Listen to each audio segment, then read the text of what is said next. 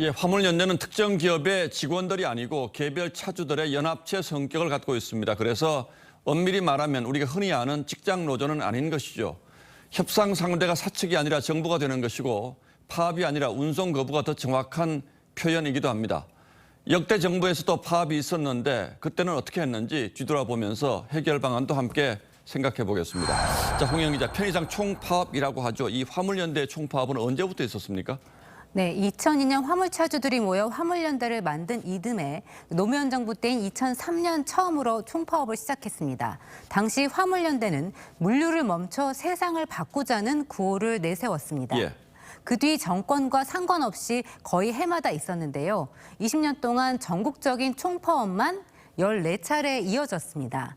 이명박 정부 때인 2008년에는 화물연대가 민주노총에 편입되면서 이 파업 참가율이 80%를 넘기도 했습니다. 자, 교섭 상대는 사측이 아니라 정부가 되는 셈인데 주로 어떤 요구들을 합니까? 네, 예전이나 지금이나 주된 요구사항은 운임료 인상입니다.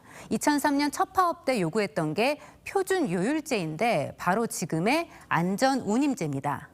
또 총파업이 있었던 시기를 살펴보면 대체로 국제유가가 높았습니다.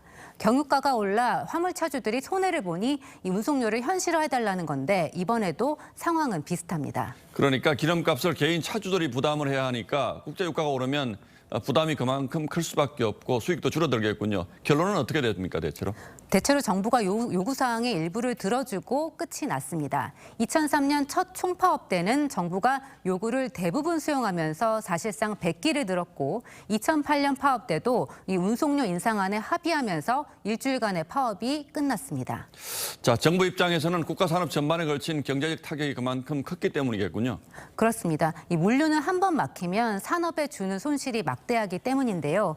2003년 2차 파업된 화물연대가 부산항의 수출입을 막아세우자 이 노무현 전 대통령도 대화를 거부하고 강경 자세로 돌아서기도 했습니다.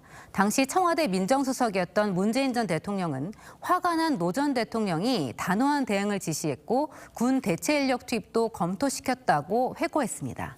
자, 그런데 이번 정부가 전혀 없이 강경한 입장을 유지하고 있는 셈이군요. 앞으로 어떻게 될까요?